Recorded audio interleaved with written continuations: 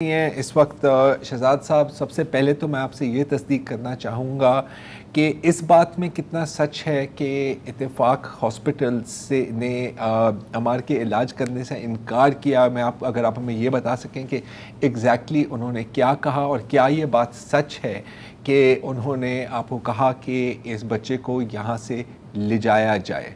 जी शहजाद साहब।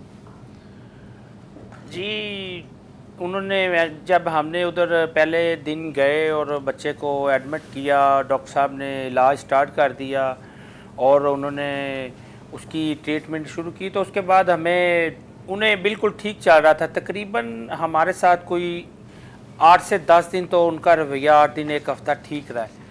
जब उनको पता चला वीडियो वायरल होने के बाद कि ये बच्चा पीटीआई से है, मियाँ आबाद फ़ारूक का बेटा है, उनका रवैया हमारे साथ बहुत सख्त होना शुरू हो गया। पहले उन्होंने आईसीयू में एक गार्ड रखा होता था।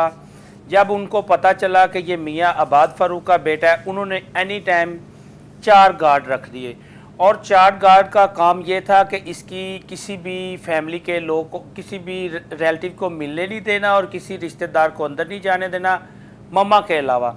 और उसके बाद मोबाइल भी अंदर मामा के पास नहीं होगा। जो है कि इन्होंने इधर हमारा हॉस्पिटल बदनाम कर दिया। हमें ऊपर से प्रेशर है कि यहाँ से ये कोई भी अंदर नहीं जाएगा। उसके बाद जो भी डॉक्टर साहबान आते थे और कहते थे कि सुबह इनको ले जाओ, हमारे पास इसका इलाज नहीं है, हम डिस्चार्ज करेंगे। हमने कहा आप क्यों डिस्चार्ज करेंगे, हमारा बच्चा तो ठीक हुआ नहीं, ये ठीक होगा तो हम घर लेके जाएंगे, हम कहाँ लेके जाएं।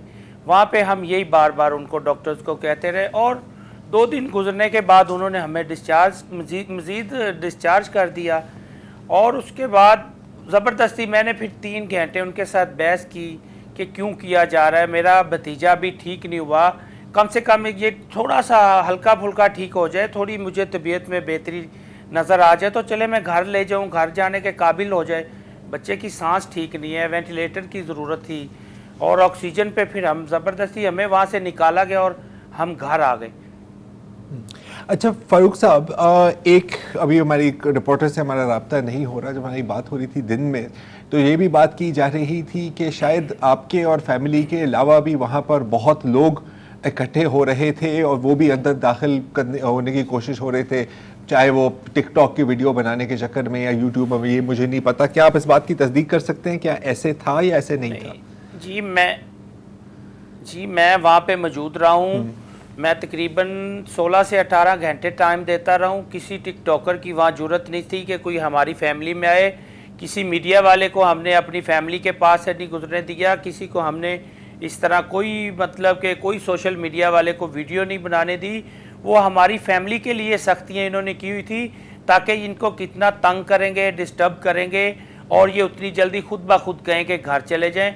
और गार्ड्स का ये कहना था, बदतमीज़ी की करते थे जब गार्ड्स, उनका कहना था कि ये नून लीग का हॉस्पिटल है, यहाँ पे आहिस्ता आवाज़ में बात करें। जो उनके गार्ड्स थे, जो मेरे साथ गुफ्तगू हुई, मैंने कहा फिर बाहर बोर्ड लगा दो। मैं वहाँ से गया, मैं नीचे उनके जो एडमिनिस्ट्रेटर साहब थे, जो इंचार्ज थे, डॉक्टर इम्तियाज़ थे शायद, उनको मिला। मैंने कहा जी डॉक्टर साहब, अगर ये नून लीग वालों का हॉस्पिटल है तो वहाँ पे बोर्ड लिखा लगाएं कि यहाँ पे बस नून लीग वालों की एंट्री है, दूसरे लोग नहीं आ सकते। अच्छा, बच्चे को आप सिर्फ बात का गुस्सा करते करते बच्चे को आप सिर्फ इत्तफाक हॉस्पिटल ही लेके गए या और हॉस्पिटल्स में भी लेके गए? नहीं, उससे पहले हम फ़ारूक हॉस्पिटल लेके गए, हमने उमर हॉस्पिटल, एक जोह टाउन में ब्रांच है इनकी, उमर हॉस्पिटल में लेके गए, साहिवाल लेके गए, काफ़ी जगहों पे बच्चे को मतलब हमने किया। अच्छा, आप, मेरा ख्याल है कि जब पहले आपसे बात हो रही थी आपने आगा खान कराची में भी दाखिल करने की कोशिश की, ये कब की बात है? हाँ, ये डेट कंफर्म नहीं है, ये मैं बता सकता हूँ, लेकिन ये तकरीबन 1 माह 1.5 माह हो गया शायद इस बात को, 1.5 माह की बात है तकरीबन। रवैया भी यही था जो आप मारे मारे घूम रहे थे हर अस्पताल में? नहीं नहीं नहीं नहीं नहीं, जब किसी को, मैं कहता हूँ कि जब किसी को पता नहीं था, जब तक वीडियो वायरल नहीं थी फ़ारूक हॉस्पिटल में, ये डॉक्टर अबू बकर साहब आपके साथ ही हैं मेरे, तो इन्होंने भी तकरीबन 2 हफ्ते हमारे बच्चे का ट्रीटमेंट किया है, ये इनके भी पास रहा है। तो और भी काफ़ी जगहों पे हमने किया है। तो बस रवैया पहले तो बहुत अच्छा था, ये वीडियो वायरल होने के बाद हमारे साथ हॉस्पिटल वाले और ये आप बात कर रहे हैं तमाम हॉस्पिटल्स की जिनसे भी आपकी बात हुई, आप कह रहे हैं कि पहले तो वो सही थे लेकिन वीडियो वायरल होने के बाद उनका रवैया बदल गया। ये फारूक हॉस्पिटल वगैरह सारे हॉस्पिटल्स का यही है या सिर्फ इत्तेफाक हॉस्पिटल की बात हो रही है यहाँ पे? मैं बताता हूँ जी। हमारी वीडियो सिर्फ इत्तेफाक हॉस्पिटल में ही वायरल हुई, उससे पहले किसी को नहीं पता था कि ये मियाँ आबाद फारूक का बेटा है या वायरल है या ये कोई सियासी इशू है, या हॉस्पिटल वाले हमें पहले ये नहीं कहते थे कि हमें ऊपर से प्रेशर है या हम इस बच्चे का ट्रीटमेंट नहीं कर सकते। पहले कोई नहीं कहता था, वीडियो वायरल होने के बाद ही हमारे साथ ये रवैया तैयार किया। शहजाद साहब, अम्मार बेटे की तबीयत कब से ख़राब होने लगी थी? ये मैं आपको कंफर्म डेट तो नहीं कह रहा, ये तकरीबन कोई 25 मई होगी या 28 मई, तकरीबन इन्हीं दिनों में तबीयत जो है, हम हॉस्पिटल गए और तबीयत हमें जब इसने पेपर दिया, फर्स्ट 17 मई को एक पेपर दिया, एक 19 मई को इसने पेपर दिया, और दोनों पेपर जब इसकी टीचर ने हमें व्हाट्सएप किए कि ये बाबा बाबा लिख के जा रहा है, बच्चे को क्या मसला है, और गली में गुम हो जाना, बाज़ार में घर से निकल जाना, हम इसे ढूंढते रहते थे, द्वार को ऐसे कुछ करना, ऐसे सर अपना फोड़ना, ये चीज़ें हमें नज़र आ रही थी पहले से। तो हमने कहा इतना एक्टिव बच्चा है माशाल्लाह, इससे क्या होना है और क्या हो सकता है, हमने इग्नोर की बातें, हमने वो इतना ज़्यादा सीरियस नहीं लिया। अच्छा। और जब हम हॉस्पिटल गए, हॉस्पिटल वालों ने इसे चेकअप किया, टेस्ट किया, और उन्होंने कहा इससे क्या हुआ है, हमने ये सारी बात बताई डॉक्टर साहब को कि इस तरह इसके बाबा पकड़े गए और ये टेंशन ले गया और इस तरह ये सारे मसला मसाइल इसके साथ हुआ।